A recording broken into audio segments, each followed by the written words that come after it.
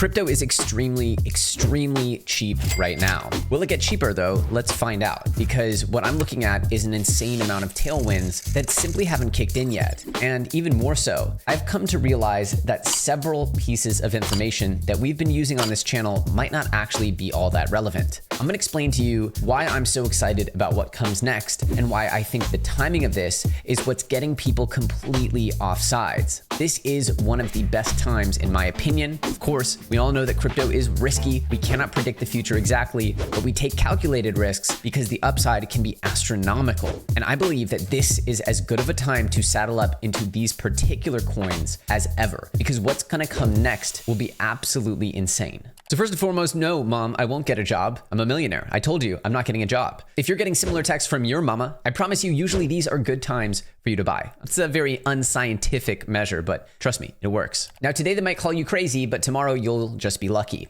This is of course the struggle that we'll go through. And I kind of want to prepare people for this because even when you make it in crypto, they will still find ways to hate on you. Oh, you were lucky overnight. You know, you didn't do anything. We all know that that's not true, but I just want to kind of put it out there that the struggle and pain you go through, it's this internal battle. No one will ever really validate you for this. No one will give you the credit for being the little genius that you are. So just strap in here and understand that we're all changing our own financial futures this way, but everyone will always judge us. You're crazy, you're lucky, you never actually had a thesis that played out, and in my opinion, wholeheartedly deserve what you get out of this industry. But here's where we get to the fun part, okay? This right here. And I want to highlight something Fu said. So this is an OG trader, Fu, Bitcoin Panda 69. He actually put this little squiggle out. And as you can see, it shows a dip down here right at the end of 2023 or 2022 rather, which was exactly when we had the FTX collapse. Mind you, he put this out sort of at the beginning of 2022, the first quarter at least. And then as you can see here, he shows us running all the way up through 2023, a slight dip, which actually happened in the first half of 2023. And then he shows us in 2024, hugging the top end of the range here,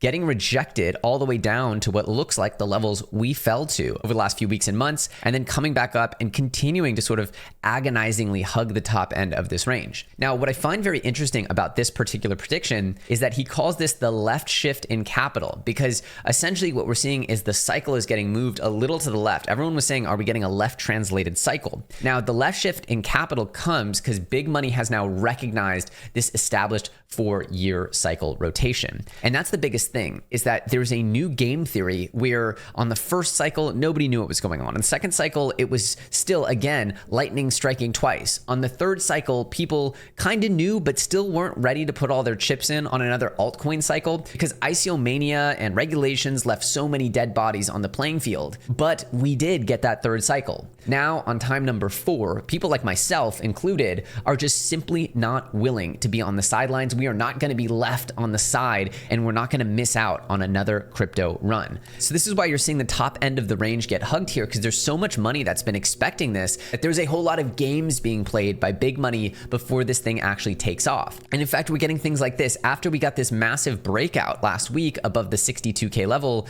we've now seen the biggest, actually the biggest liquidation event in one candle, at $2 billion in liquidations, which is the biggest liquidation cascade in over a year, more than Black Monday at the beginning of August, which everybody considered to be literally apocalyptic. And I'm here to explain to you right now why this is happening and how I'm positioning around this. Now, I'm going to say some things that might be a little controversial. And the first thing that I'm going to say is that price levels, I believe, are pretty much irrelevant now, because the only people that are here right now are professional traders or long-term investors like me. And so you have the short-term guys essentially using these price levels. Well, we knew if we broke through 62K after being under it for, a month and a half, then that would be a big price level. So many people went to go get long with their liquidation price at 62K that it creates a lot of opportunity for the big whales to break through that again. And so you're going to have a lot of these false breakups and breakdowns, and the illusion that people are trying to create is that this cycle is different, that something has fundamentally changed about this cycle, and therefore it will not play out like it has before. And so I'm just starting to really not care at all about these levels and just continuing to position with the thesis that certain sectors will outperform once Bitcoin gets firmly above all-time highs, which I'm expecting sometime later this year or early next year.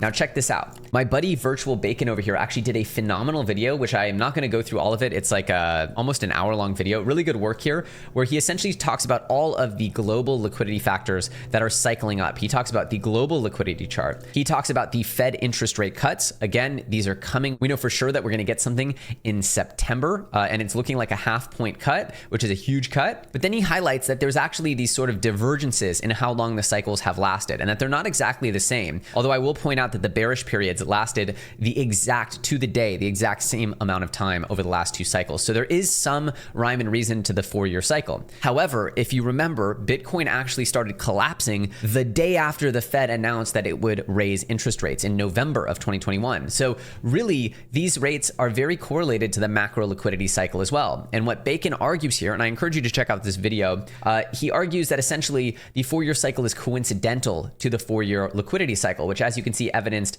by these liquidity charts here, the actual rate cutting cycles that he goes into, these are actually 4-year-ish cycles themselves. And that macro liquidity, like the M2 money supply, is actually more relevant. Now, we've heard these arguments and I think they're salient. And just because it's like a lot of information, I think he did a really good job of sort of condensing it. I would encourage you to go check out his research there. We've talked about all of these things in various forms before. And another factor I really want to touch in here, which is a huge indicator of new money coming into crypto, is that we're actually at an all-time high in the total stablecoin market cap, which is a huge indicator of really whether or not we have new dollars, new external currencies coming into the market. So all of these factors are showing that new money is steadily coming into the market, but the biggest catalysts are ahead of us with interest rate cuts and global liquidity increasing. And these are cyclical events that will continue to improve throughout 2025 and likely into 2026. So in short, we're really at the beginning, at the foothills of a cycle. And the run up towards the range highs has really been created more so by more people just knowing about the 4-year cycle. It ensures that this thing was going to play out, but it's also created some danger for traders like myself who have actually expected things to go astronomical right off the bat, just like prior cycles. And so we need to use a little bit more than just price action, where those levels are actually not as significant as the game theory and liquidity cycles. So I'm kind of ignoring price levels. If people say, hey, look, we're dipping below 53, it's over, I'm ignoring that. Even if we dip below 49 and everyone says, oh, we're going to go down to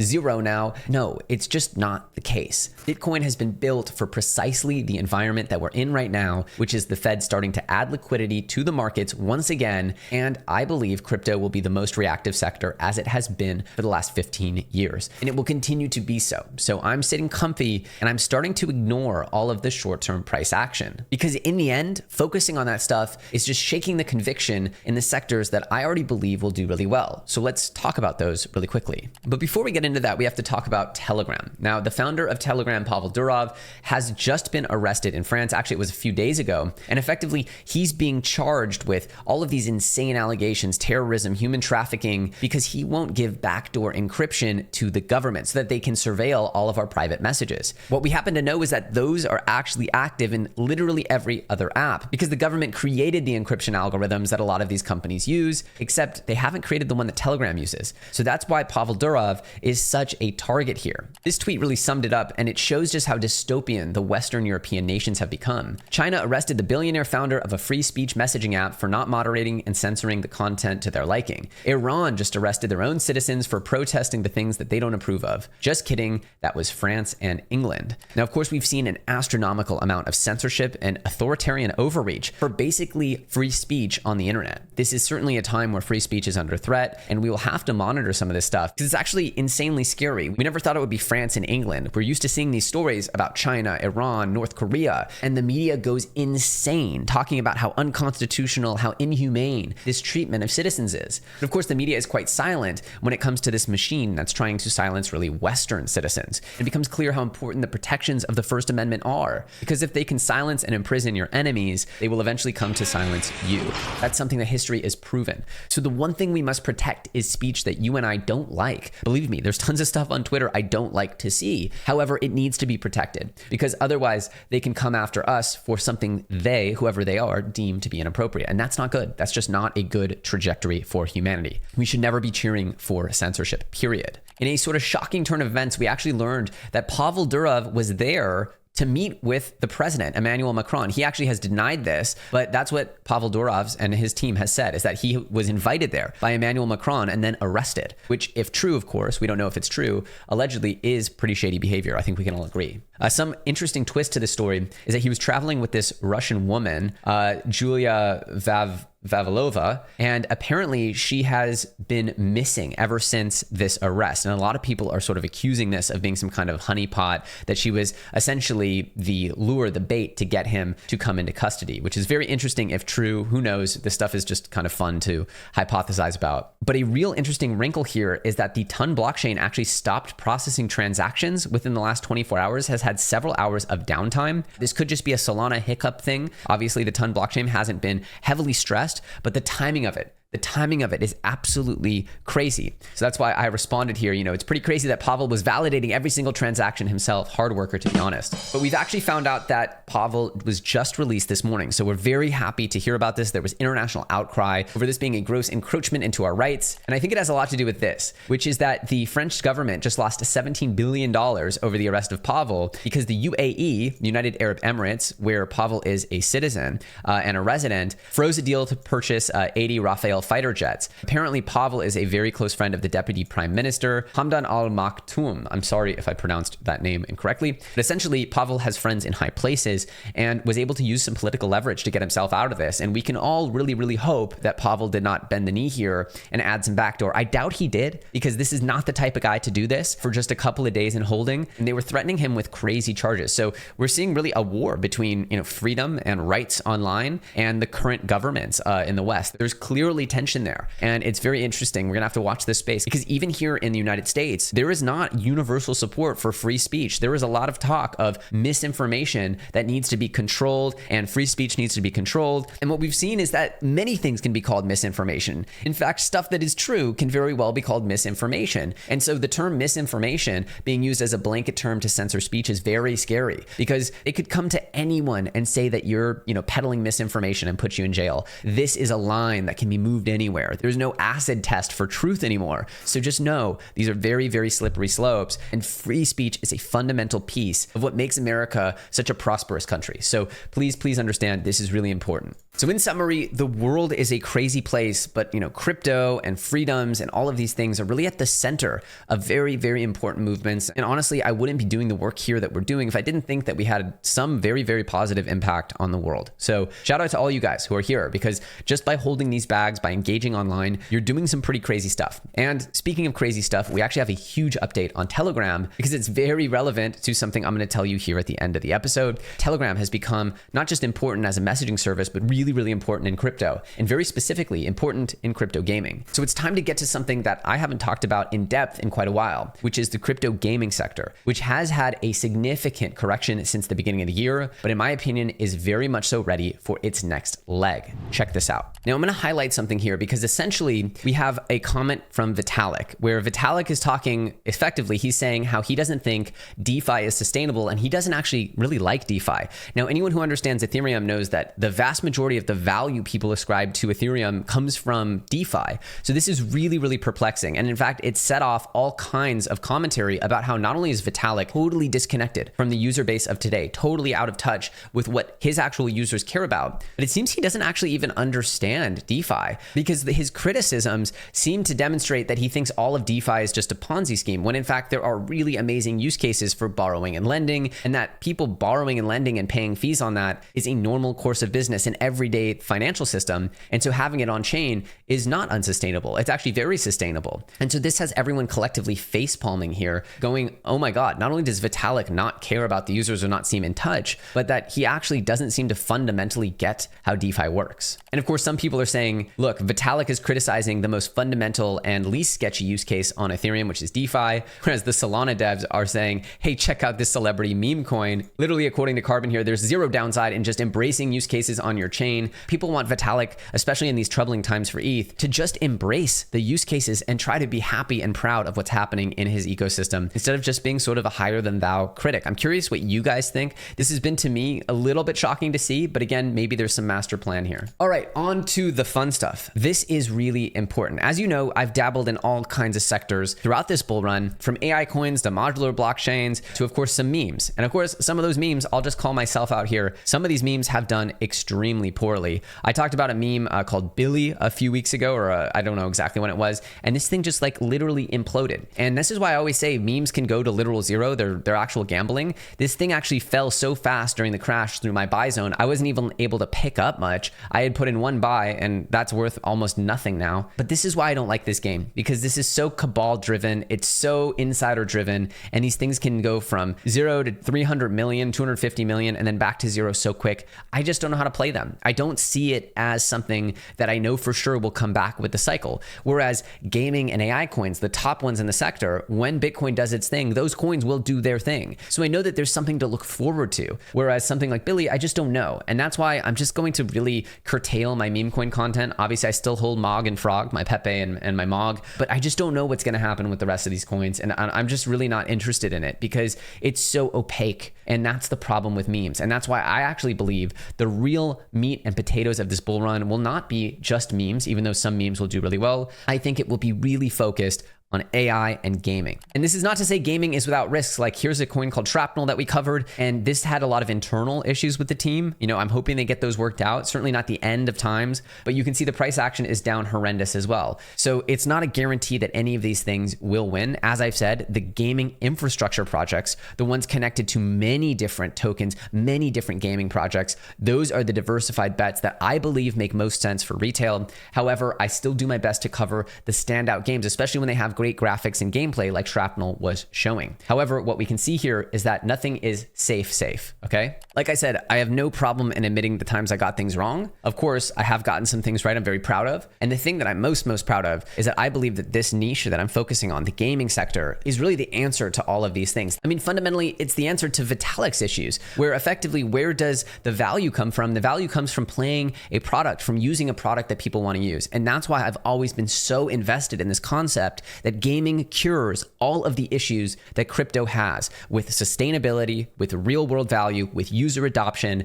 This is the bridge between this crypto stuff and the real people of the world. And to prove this point, we see that Sony is launching Sonium, a new blockchain layer 2 on Ethereum, where they're essentially trying to bring more crypto gaming with the might and the actual power of Sony. So people telling me that this is never going to work, that, oh, the graphics are bad. Like, come on, they are missing the forest through the trees. There are games like Off the Grid, which I've just been playing on my PS5 in its beta testing stage. And this is actually a better looking, more fun game than Call of Duty. I've been playing them back to back, Warzone and Off the Grid. And I can tell you that Off the Grid is just a better game. It's sick. And so I have no doubts that not only is blockchain gaming going to be filled with insanely high quality titles, but the user adoption that's going to come through this is going to dwarf everything that's come before in crypto by orders of magnitude, by exponential orders of magnitude. And so the only thing missing to me are good games, and those are coming, and they're coming in spades. Now, I put up this tweet a few days ago. A Superverse partner, Super Champs HQ, Super Gang over here. This is a team called Joyride, and I've had the pleasure of interacting with this team now for almost a year, 6 to 8 months at least. And these guys are top tier. They've created all kinds of top grossing mobile games, and they have some of the best on-chain games ever. In fact, their games on Flow blockchain were some of the most popular, but nobody just even cares about Flow. Check this out. They have contracts that were deployed about 40 days ago that have over 2 million interactions and 500,000 unique addresses on the base blockchain, showing that they are quietly killing it with getting real users to sign up and engage with these apps. Not only that, you can see here that Super Champs is actually the number one game on base on DApp Radar. Now, the team's telling me they have 700,000 on-chain MAUs and 100,000 on-chain DAUs. Effectively, in my mind, this makes them a top 10 gaming project. So be on the lookout. Now, remember, I brought you guys this very early on. I said, check out their Super Champs Racket Rampage Genesis NFTs. And these were trading at like 0.06, 0.07 ETH. And ETH was actually even cheaper back then. And they've run up to, I think at times they've been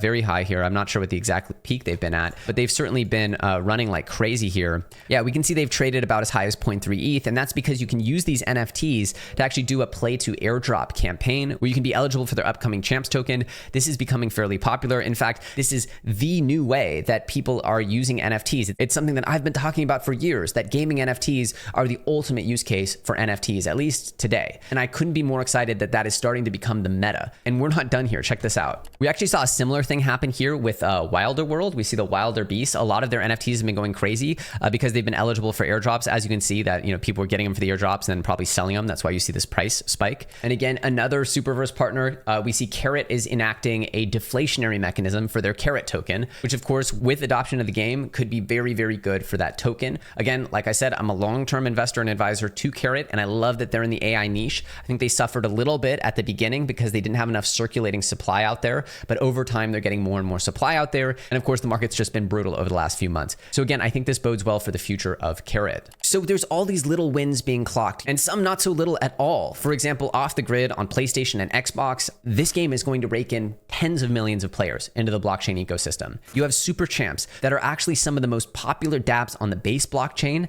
In short, the super champs guys know how to onboard users to their applications, both in Web 2 and Web 3. And so whether it's in the mobile casual or the super AAA genre, we're seeing progress. But there's actually a piece of progress in the gaming industry that has been very, very underrated. And that has actually been Telegram gaming. So Telegram has started this trend of having these little tap to earn games on Telegram. They started off what feels like bot farms, like there's just a bunch of bots, tapping, or a bunch of users like spread out all the world just tapping. And one might not even consider these gaming. However, I actually do consider this gaming. And while we can assume that, a significant chunk of these users are not actual real high quality users, there are in the midst of these high quality users. And in fact, Telegram has 1 billion users globally, specifically spread across regions that really need access to communications like Southeast Asia, Africa, and Eastern Europe. And so what we've seen is the takeoff of these coins like the not coin, which have amassed tens of millions of users in their app. And what they're doing is they're just kind of logging in each day and tapping or whatever. And they're earning a little bit of this not coin as they do this because Telegram has a native wallet built into the app. And you might think that this isn't worth anything, but look at this. This not coin market cap is near $1 billion. In fact, if we switch to market cap view, we can see that it traded as high as $2.5 billion and is listed on Binance. So I'm not saying that this is a sound investment or that I know what's going to happen with not coin, but I'm saying that what looks like it could just be some nothing throwaway thing is actually potentially the biggest new onboarding source of users for gaming, because these tap games are actually evolving. And this brings me to a very special announcement for Superverse, but for Telegram gaming in general, is Superverse is actually launching something called Ton Station in partnership with the team over at Sidus. And this is actually a full app store for Web 2 and Web 3 games inside of Telegram. And the best part is you're going to get to earn coins for free for just signing in, playing games, and actually just tapping to earn at first. That's right. There's a link in the description of this video. It will take you into Telegram, and I want you to join Ton Station.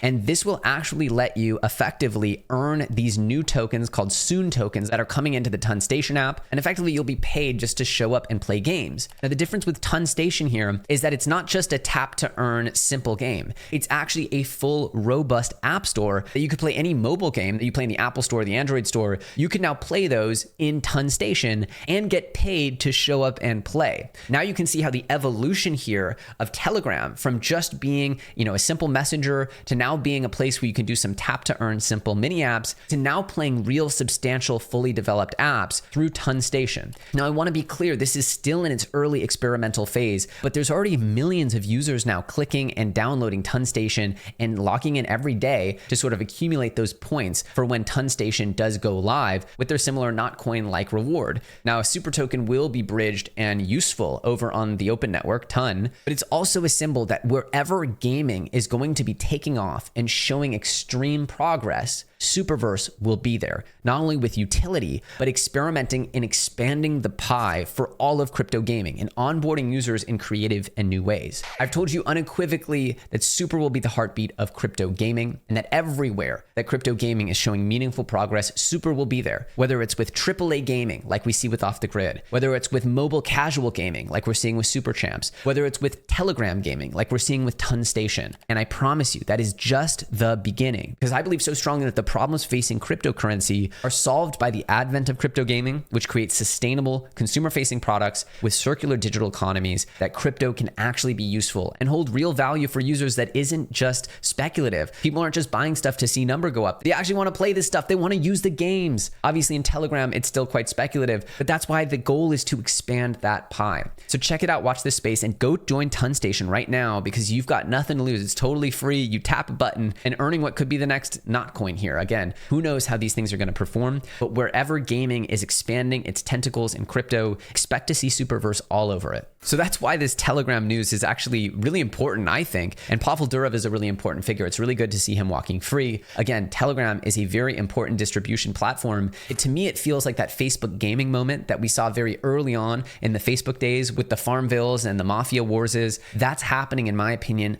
on Telegram right now. And it might seem like a silly toy, but I think it'll grow into a fantastic industry. And I think it could bring in hundreds of millions of new users, and of them, tens of millions of high quality users. Again, there's actually been some amazing updates as well. Wagmi Game Co. has joined Superverse as well. A fantastic mobile game with great IP. Check out the announcements by going to x.com/Superverse. I love that the foundation finally got a hold of just the @Superverse handle. And same with Moontropica, which is a culty little community. Shout out to the Moontropica community and a fun, sweet little game that they've created. Both of these projects are awesome. Again, wherever gaming is, wherever there are awesome projects, Superverse wants to partner with them, have the token be valuable and useful within that ecosystem, and allow for the crypto gaming community to have a single project that they can really navigate the whole space through. If you can't tell, we've been working really, really hard. So there you have it. I believe that crypto is relatively very cheap right now. And I believe strongly that the tailwinds coming from the liquidity cycle, not just from the Bitcoin halving, but over the next several years of tons of more money rushing into the economy, will be an incredible tailwind. Again, my three sectors have always been gaming, AI, and memes for this particular cycle. I don't think beyond choosing the big established memes, I have much insight. And so I'm not going to be covering that sector in depth too much, but I do believe that AI and gaming are going to absolutely rip. And of the two, I believe gaming is going to be in a place over the next 12 months and beyond that it can hold and maintain huge amounts of users and high quality experiences that will fundamentally change the way that cryptocurrency operates and then the way that communities live and breathe. And this is going to solve the things that Vitalik's talking about. It's going to solve a lot of the questions and concerns around the industry at large. Now I'm going to take a minute to shout out our sponsor here, as always, NordVPN. In my opinion, a VPN is the number one thing that every cryptocurrency enthusiast must be using. If you haven't signed up for Nord, this is a product I have absolutely at all times running. It protects your identity online. It allows you to connect to all different districts and regions. Again, if stuff is geo-blocked from US residents, which is very common, this is how you can actually navigate to those sites. And in general, it's a very low risk thing because they give you a 30-day money-back guarantee if you don't like it. Somebody tweeted at me the other day that they didn't like their experience with Nord. I asked them, did you get your refund? They said they did. So it works. If you don't like this product, don't use it. But if you are a crypto user, you need a VPN. And in my experience, Nord is the one to go to. You can get a big fat juicy discount from signing up with the link in the description. I use this every day. I believe in this product and I sincerely hope that you do the same. As always, if you do sign up, it supports the channel and I appreciate that. That's it for me and I'll see you guys soon on the next episode.